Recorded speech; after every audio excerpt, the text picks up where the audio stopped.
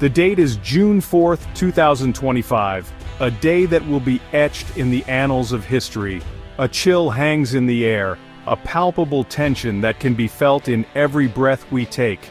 We stand at a precipice, both literally and metaphorically, as the world teeters on the brink. The unthinkable nuclear conflict whispers in the corridors of power, growing louder with each passing day. Russia's actions, North Korea's ambitions, they converge in a dangerous dance of power and provocation. This convergence forms a dark cloud, a storm brewing on the horizon, a cloud that threatens to engulf us all, casting a shadow over our collective future. The stakes have never been higher, as the clock ticks down to an uncertain fate. The world watches, holding its breath, hoping for de-escalation, praying for peace. But hope is a fragile commodity these uncertain days, easily shattered by the harsh realities of geopolitics. The shadow of the mushroom cloud, once a relic of a bygone era, looms again, a grim reminder of our past mistakes. It stretches from the Korean peninsula to the heart of Europe, a global threat that knows no boundaries. North Korea, long a pariah state, now finds itself a pivotal player in this high-stakes game. Its nuclear arsenal, once a regional concern, gains new, terrifying significance on the world stage. This isn't just a theoretical threat anymore, it's a stark reality that we must confront, together. North Korea's involvement is no longer mere speculation. It's a stark fact. Reports, once cautious, now paint a clear picture. Pyongyang is actively supporting Russia's war efforts. This support isn't just diplomatic, it's material. It involves weapons, it involves ammunition, possibly even personnel. This deepening military alliance shifts the calculus of the conflict. It provides Russia with a lifeline that prolongs the fighting and increases the suffering. The implications are profound. North Korea, under severe international sanctions for its nuclear program, finds an economic and strategic partner in Russia.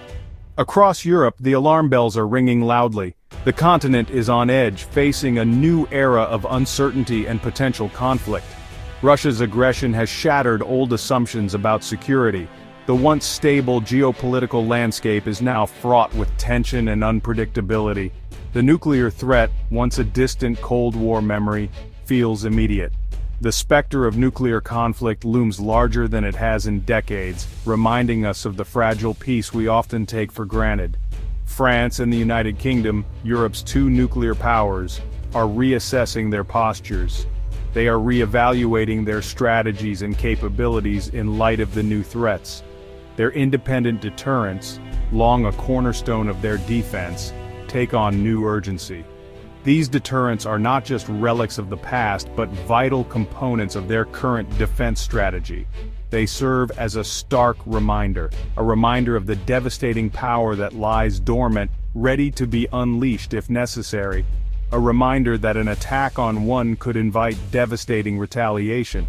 The principle of mutually assured destruction still holds sway, deterring potential aggressors. This is the grim logic of nuclear deterrence. It is a delicate balance of power, where the threat of total annihilation keeps the peace. France has been particularly vocal.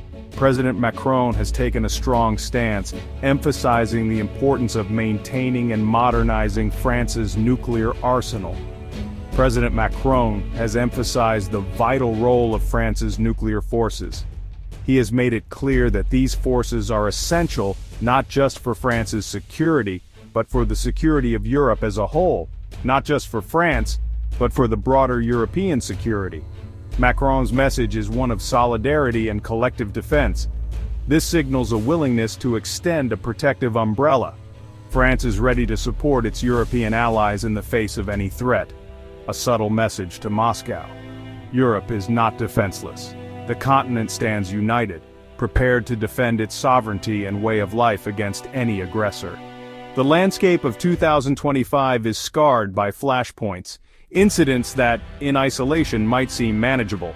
But viewed together, they paint a disturbing picture of escalating tensions. Consider the recent cyber attacks, sophisticated, disruptive, attributed to state-sponsored actors. These attacks target critical infrastructure. They sow chaos. They test resolve. Are they precursors to something larger? This is a question intelligence agencies worldwide are grappling with constantly. Then there are the border skirmishes, not just in Ukraine but in other contested regions, small-scale clashes that threaten to boil over. Section 5. The axis of autocrats: Russia, North Korea, China, and Iran. These nations, each with their own unique histories and ambitions, are increasingly finding common ground. A new alignment is taking shape on the global stage, one that challenges the traditional power structures and alliances that have dominated for decades. Some call it an axis of autocrats, a coalition of nations that prioritize centralized control and often resist democratic norms. Russia and North Korea are not alone in their challenge to the existing world order. Their military parades are a show of strength and defiance. China, with its growing economic and military might, watches closely. Its ambitions extend far beyond its borders, seeking to reshape global trade and influence. It often aligns with Moscow on key international issues, creating a powerful front that can counter Western policies. Their partnership, described as having no limits, causes significant concern in Western capitals. The implications of this alliance are profound and far-reaching. This is a formidable bloc, one that combines military prowess, economic strength, and strategic positioning. A bloc with a different vision for the future, one that often stands in stark contrast to Western ideals of democracy and freedom.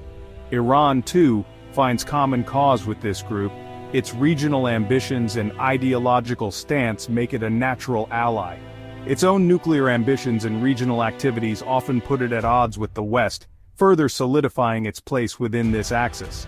Reports suggest growing military cooperation between Tehran and Moscow. Drones, missiles. These developments signal a deepening of ties that could reshape regional dynamics. Section 6. NATO's response: an alliance on high alert. NATO, the North Atlantic Treaty Organization, finds itself at the forefront of this new era of confrontation. The alliance, forged in the crucible of the Cold War, is being tested like never before. Russia's actions and the support it receives from nations like North Korea have triggered a fundamental reassessment of European security. NATO is adapting. It is reinforcing its eastern flank. More troops, more equipment, more exercises.